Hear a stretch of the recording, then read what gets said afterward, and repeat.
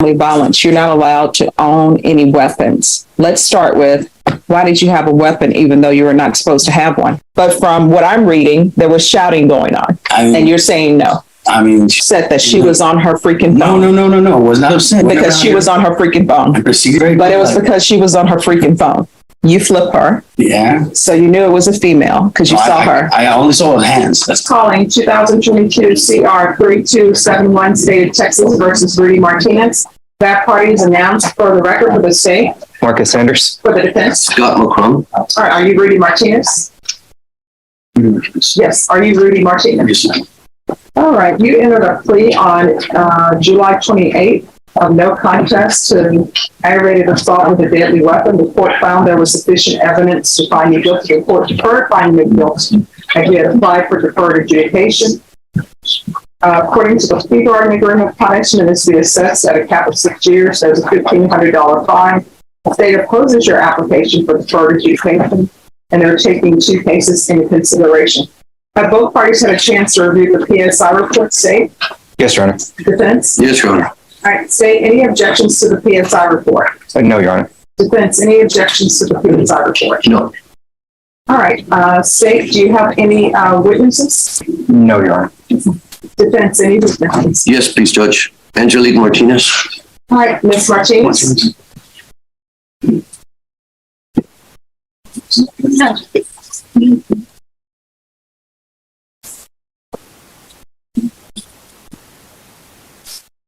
Can you raise your right hand? You solemnly swear or affirm the testimony you give will be the truth and nothing but the truth, so help you God? I do. All right, you're going to have to speak up. Can you lower your hand? State your name. My name is Angelique Martinez. All right, defense. Thank you, Judge. Ms. Martinez, how are you related to Rudy? Rudy is my husband. And how long have you been married? We got married in 2014. That makes 8 years now. Okay. There was a young, I believe 12-year-old when this happened in the vehicle with Mr. Martinez named Cyrus. Who is Cyrus Martinez? Cyrus is my daughter. It's his daughter. His daughter? Biologically? His biological daughter. Does she live with y'all in the home? She does. Is she your biological daughter? No, sir, she's not. And how long has Rudy had custody of Cyrus Martinez? Since Cyrus was maybe a year and 2 months, a year and 4 months. Yeah. Very close to a year old. Okay, so at about a year old, Rudy took custody of Cyrus? Yes, sir. What was wrong with the biological mother that didn't have custody of Cyrus? That choice was made just because he had a steady job and he was able to better provide. He could take care of her. So he took care of her on his own? Yes. From her about age of 1 year old? Mm-hmm. How old was Cyrus when y'all got married? Make me do some math here, so. Okay, so we got married on my 21st birthday.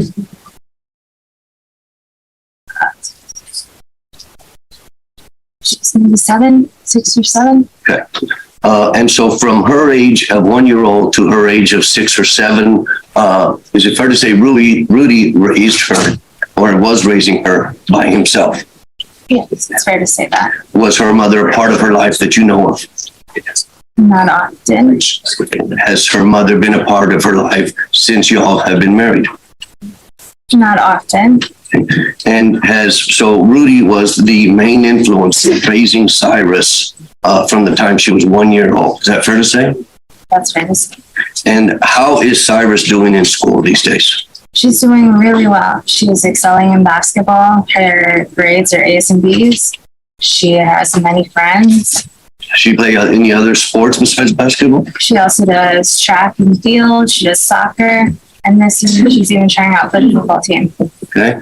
And was a lot of that attributed to Rudy and what he has done raising her through the years?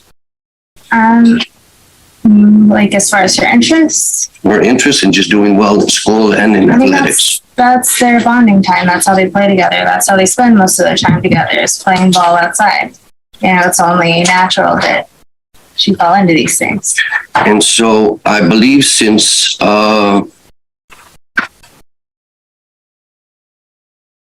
This offense occurred in July of last year, which is a little bit over a year ago.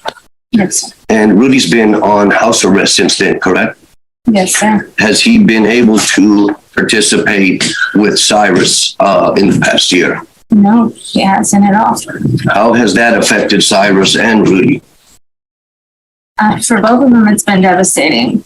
Rudy is Cyrus's number one cheerleader.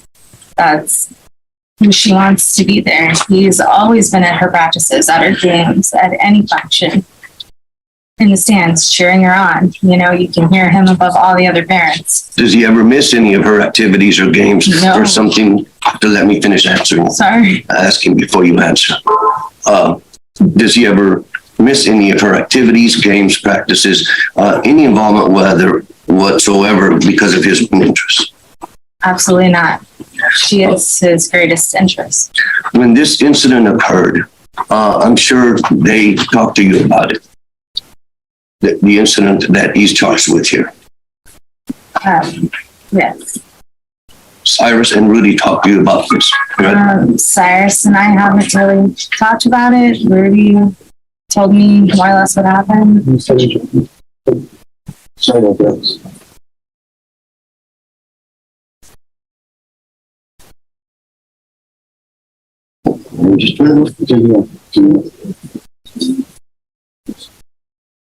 Oh, that's just go check. No problem. It happens.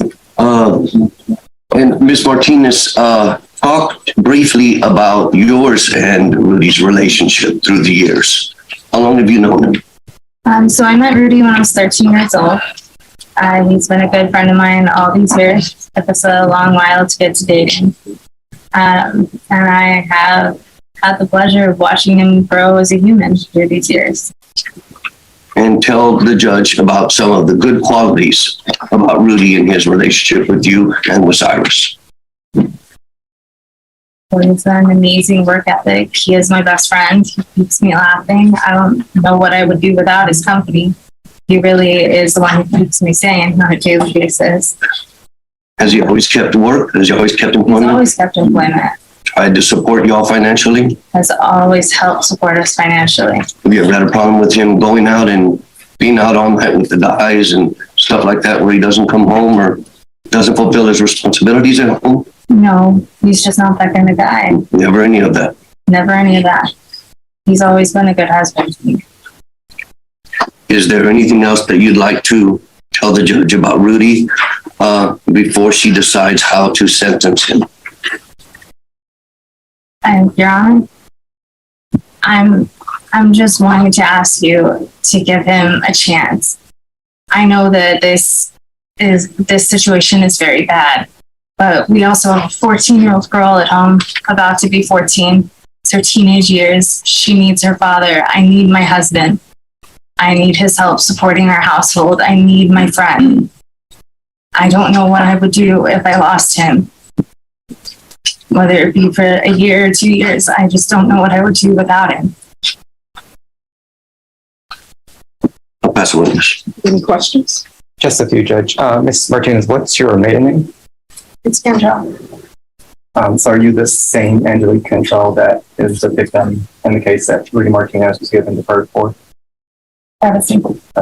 So back in, I believe, 2012, he was placed on deferred for choking, strangling you, right? That is the charge. Was he a good husband when he did that to you?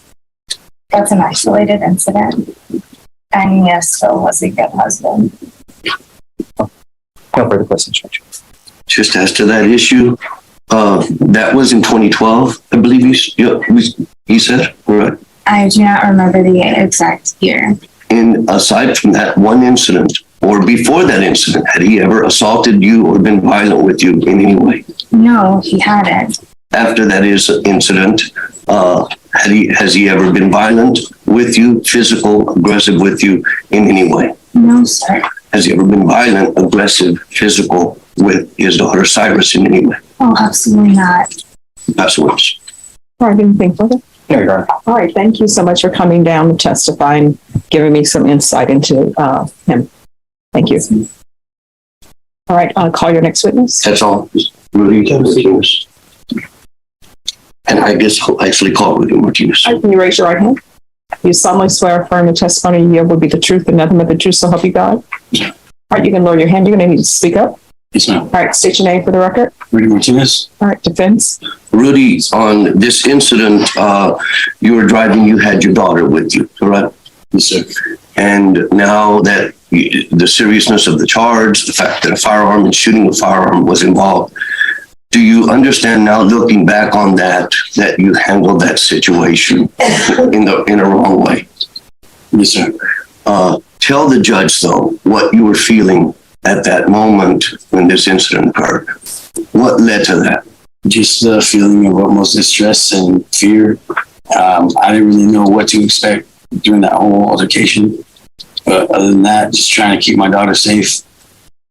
No, what do you mean by keeping her safe? Why did you feel that was necessary to keep her safe?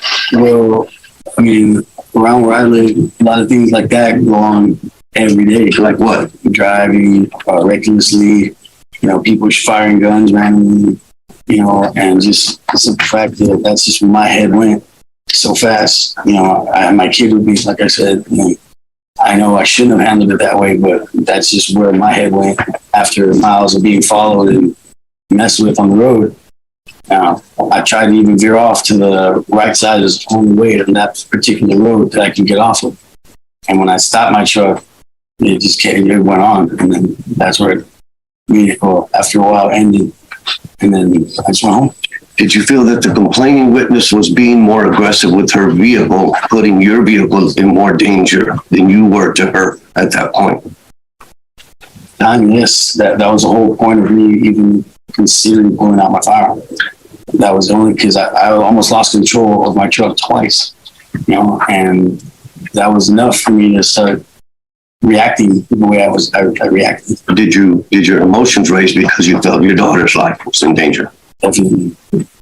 Would you handle it differently now that you can see back on that situation with a level head and not emotional, that you can't just resort to pulling out a firearm in incidents like that, regardless of the danger it's causing on the highway? Yes, sir. Definitely think that this entire process I've been through since it happened, I can definitely see a better way to handle situations like that when they occur. Is there anything else you want to tell the judge before I pass the witness? I apologize for my actions, and I know now what I did was wrong. Just would like fair punishment, I guess. So, Pass the witness. Mr. Martinez, did you see the victim pull out or point a weapon at you? yes. And you said that she was, I guess, where was the victim's car in relation to yours? To the left of you or to the right? Several places. So I was in front, she was in back, almost the entire chase. And then she moved to the passengers for the remainder of the chase. That's my daughter's side. Up until then, my mind was going 1,000 miles an hour. But no, I couldn't see nothing except when she would go enough back. And when I look in my mirror, I would see the bird 2 times and it flipped me off. But other than that, that's all I saw was him. So when you fired the gun, you fired it across your daughter, not the passenger one, right? No. Okay, how did you fire The it? driver's side. So how did it hit her vehicle if she was on your daughter's side of the vehicle? Because we had parked. So off 281, there's access roads that you can leave to and go somewhere else. There's also like a median, if you will. If something happens to your vehicle, you can put your car there. People can continue to drive. Why did you park if you felt that you were in danger? Why did I park? To see if she would keep going. At the time, again, for the record, I didn't know if this was a female, if it was a car full of boys or one pump or whatever. I didn't know who was in the car. That's my point. I was hoping that they would just leave me alone because 2 times, really bad, I almost lost control. And the second time, I was able to notice the traffic. Mr. Martinez, did you call the cops? No, I was trying to get my phone. I couldn't get my phone because it went under my seat. So you couldn't get your phone, but you could get a gun. My gun was closer to me. And then, so the officers determined that the bullet went from the back of the vehicle, back right to the left. So how can you explain that if she was following behind you the entire time? When I had stopped, she kept proceeding on the access road that could lead off the highway. Okay. So after that, that's when I had discharged my weapon. So when she was driving off is when you shot her? No, she wasn't driving off. She was parked. I was She stopped, and I stopped. You know, nothing happened. I was just sickness in me, thinking my head's going 1,000 miles an hour. Like I said, I have my kid in the car. So that's when I just shut my when we were both stopped. She wasn't driving. If I had a driving car, that's not. How many shots did you fire? She was one around and just me. All right, we'll pass witness. Nothing further. I have a question. Well, I have several questions. My first question is, since you had the prior choking case, which was a family violence case, and I'm sure there was an affirmative finding of family violence in that case. And with an affirmative finding of family violence, you're not allowed to own any weapons. Let's start with, why did you have a weapon even though you were not supposed to have one? Oh, I didn't know I wasn't supposed to have one. It had been years already since that happened, and I didn't know that I wasn't able to have firearms. Okay. Then my other thing is, I always read the stipulations very well, and I always read the PSI report before sentencing. One, I reread the stips just to refamiliarize myself with things, and then, of course, I always read the PSI. And this is what the PSI report says, and it says almost the same thing as the stipulation says. They contacted the victim, and she provided a statement. She stated a vehicle driven by the defendant cut her off while she was driving her vehicle. Because of this, she honked her horn at the defendant, and she flipped the finger at the defendant. The defendant became very angry at her, and the defendant began waving a handgun and then shot the handgun towards the ground. After the defendant shot the ground, she exited the highway, and the defendant shot at her again. She was very scared because the defendant could have shot and killed her. The defendant did shoot her car one time, and she has a bullet hole in her car. Now, that's from the PSI report. And this is the narrative from the stipulations.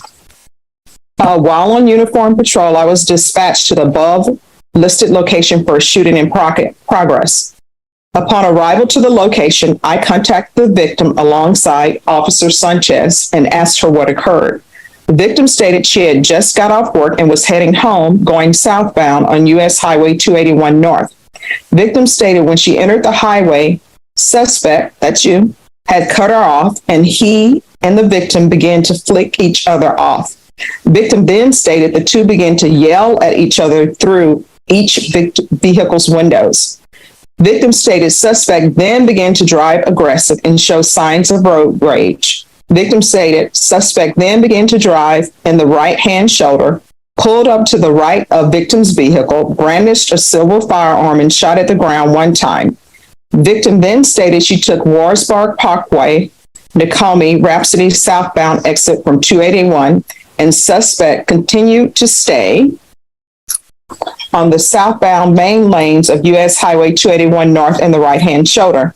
Victim stated suspect then brought his torso out of the driver's side window, extended his arm with the firearm, and fired what victim believed to be 3 or 4 shots at victim, with one bullet striking the back driver's side panel of victim's vehicle and exiting the opposite side of the back right wheel well.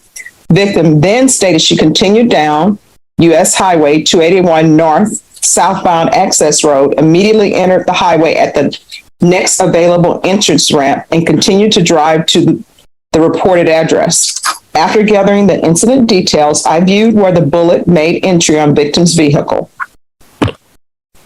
So I'm trying to figure out what is your issue, because I don't know how flipping people off, and people can be mean when they drive, because people don't realize your goal in driving is to get from point A to point B and get there alive, and hopefully everybody else gets there alive. And guess what? When you get there is the time you were supposed to be there. So whether you need to be somewhere at 2 p.m., if you get there safely at 3 p.m., then that's fine. So I don't understand how flipping each other off or throwing the bird or whatever was doing, how that results in brandishing a gun. And based upon what I'm reading, and it doesn't matter to me if it was a female or male in the other car, but based upon what I'm reading, you knew there was a female in the car, because based upon this, you all were jawing back and forth at each other. That's what's false. Okay. Right? That's what's, there's no way we could talk to each other. There was no way in that traffic. And Okay, she said, when I say talking to each other, I know you all are not, hey, how's your day going? Or, forget you or whatever. But I know that when people are driving and they're angry, people can tell that you're shouting at them. You may not know what's being said. I'm sure people were shouting profanities. So I'm not saying there was a conversation where you got the noun, the verb, and the adverb and the adjective, and it was a complete sentence. But from what I'm reading, there was shouting going on. And you're saying no. I mean, she was behind me the whole time. I wish there was camera footage that I was told that was out, but I mean, if there was camera footage, you could see that she was behind me the entire time for miles, and then got onto my daughter's side, which I tried my best to speed up and maneuver or do whatever I could to get her on my side. It wasn't happening.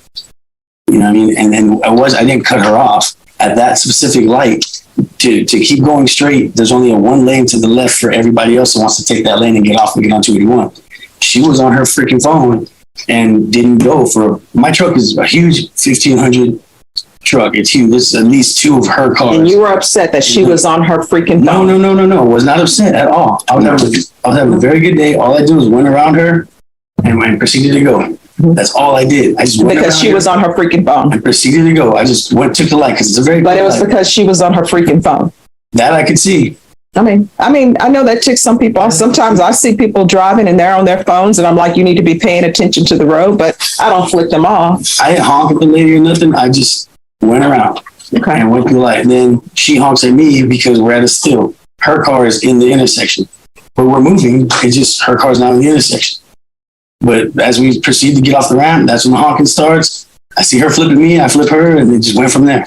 You see her flipping you. She gave me a devil bird. And then you flip her. Yeah. So you knew it was a female because you saw her. I only saw hands. That's all I saw was hands. Okay. I can see nothing else but hands. All right. Again, not that it matters that it was a female or a male. I'm just trying to get a clear picture of where you're coming from. All right, is there anything else you wish to say? Defense, any more questions? No more questions, Judge. All right, State, any more questions? No, Your Honor.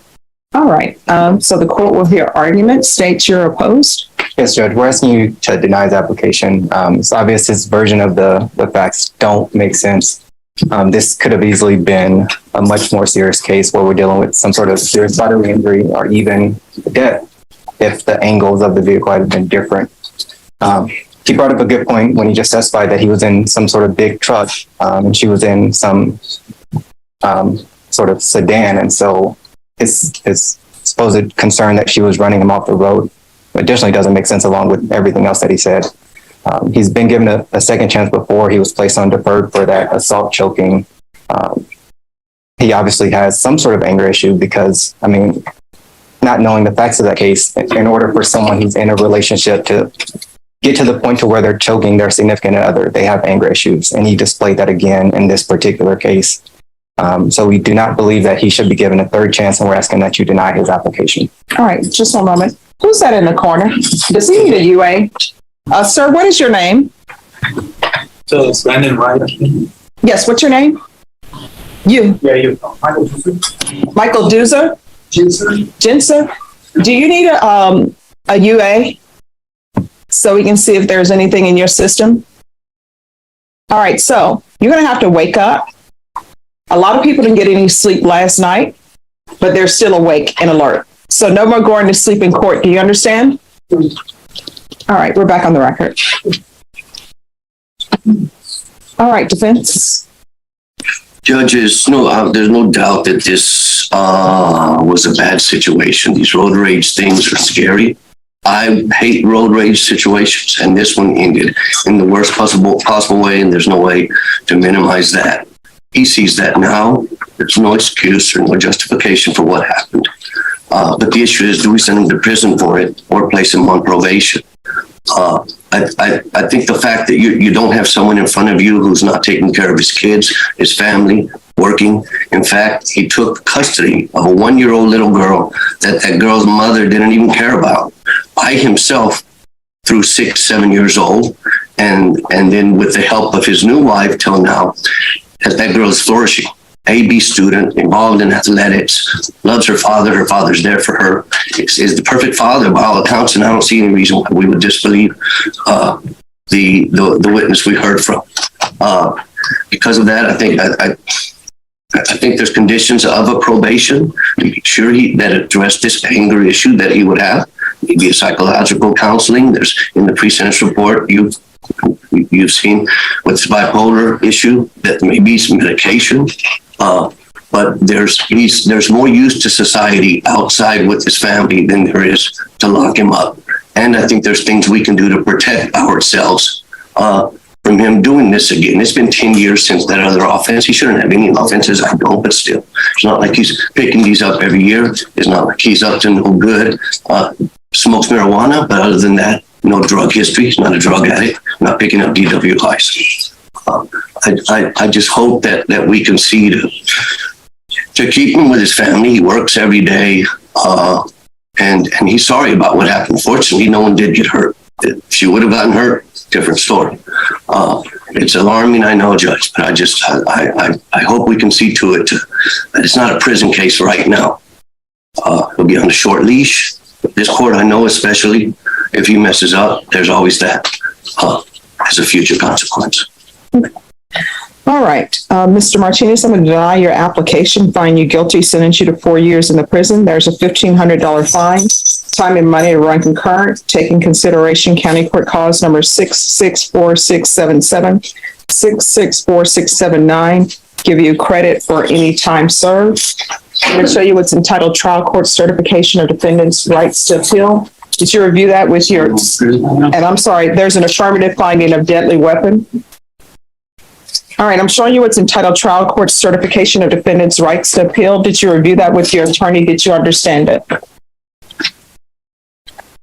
Did you review it and understand it? Yes, sir. All right, because this is a plea bargain agreement, because I followed your plea bargain agreement, and because you waive your right to appeal, you do not have the court's permission to appeal. Do you understand? All right, good luck to you. All right, so what is your issue? I'm just a drug miss. Like I get out and like straight to the drugs. Okay. I ain't gonna lie, like first day I got out. I mean, I think when I was in court the last time, you asked me if I take you for a drug test, and I told you, I'm done on drugs.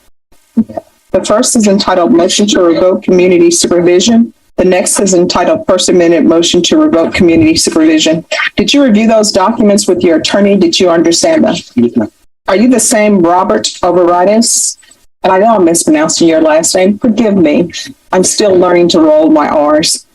Who was placed on community supervision in 2021 CR 4466W for the offense of felon in possession of a firearm on May 24th, 2021 for a period of 4 years. Is that you? Yes, ma'am. All right, state.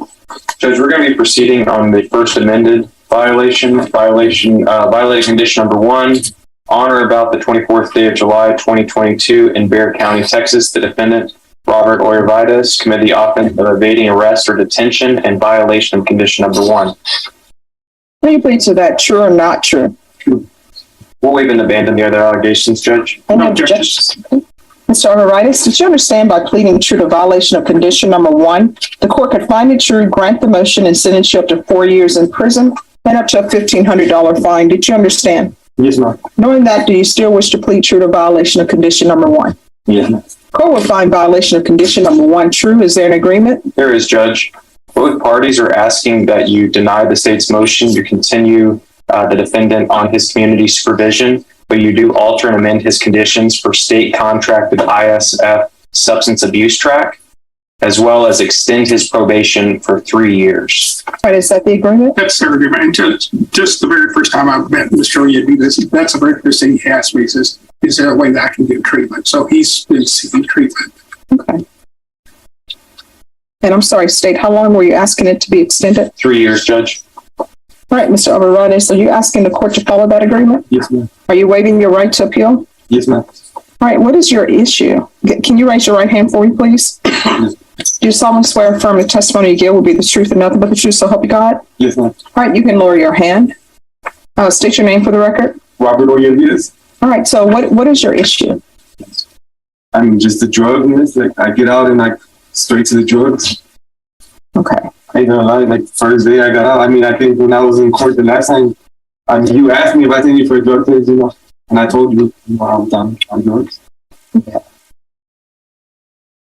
All right, this is with the court. What is his criminal history other than I'm sure he's a felon because it's felon in possession of a weapon. What is his history? He has been to the penitentiary a few times. He's been for an aggravated assault with a deadly weapon. I believe another felon in possession judge, as well as a... Right, I honestly don't know if ISF substance abuse track is going to be enough for him. I could be wrong, but I don't think with his history that felony drug court will accept him. I think the issue is going to be a gang issue more so than the past. I mean, we can refer him over to felony drug court, see what they say, but I think they're going to reject him. But I'll start with ISF, but it's going to be ISF cognitive and substantive track, because hopefully you can get your head in the right place. All right, but so what I'm going to do is, as previously stated, 1 is true. I'll deny the motion to alter the main conditions to include state ISF, cognitive and substantive, extend for 3 years, and I'll do a referral to felony drug court, see what they say. And he's to remain in custody until transfer. And that's either transfer to ISF or felony drug court. And what's the wait time for transfer to ISF? Mr. Alvarez, do you have any objections to staying in custody for that length of time to be transferred? No, ma'am. All right, Ms. Ferguson. Okay. What we're going to do is we're going to continue with the transfer to felony drug court first to see if they'll accept you. If they don't, then it'll be ISF. And we're going to reset you in the system, but it's not going to show up in the system because if it's there, they won't transfer him. All right. Ms. Ferguson of arthritis, I need a phantom date for him. I can do the 17th. All right. So we'll come back on October 17th. All right, Mr. Arveritis, you're going to have to start doing better. I see that I placed you in the anger management. Let me see what else we have here for you. Parenting classes, which means that you have a child. So you're going to have to start thinking, do you want to do drugs or do you want to be in your child's life? And if you decide that you want to do drugs, then shame on you. With regards to drugs, what I can tell you, though, is they're not FDA approved, so you never know what you're going to get. And I don't think you want your child to see you high. Okay? So you're going to have to start doing better. All right, thank you. Yes. Robert was given probation instead of prison time for having a firearm as a felon. That meant he had to follow strict rules, stay out of trouble, and check in regularly with the court. He did not stay out of trouble. Just over a year later, he tried to run from police and was charged with evading arrest. That broke his probation rules and brought him right back in front of Judge Boyd. When the judge asked him what was going on, Robert did something unexpected. He stood up and told the entire courtroom that the moment he gets released, he goes straight back to using drugs. He admitted it openly, without being asked to explain himself. Judge Boyd listened carefully. She looked at his full criminal history, which included multiple prison trips and serious charges going back over 20 years. Despite all of that, she gave him another chance. But this time, the conditions were much stricter, his probation was extended, and she referred him to a specialized drug treatment program.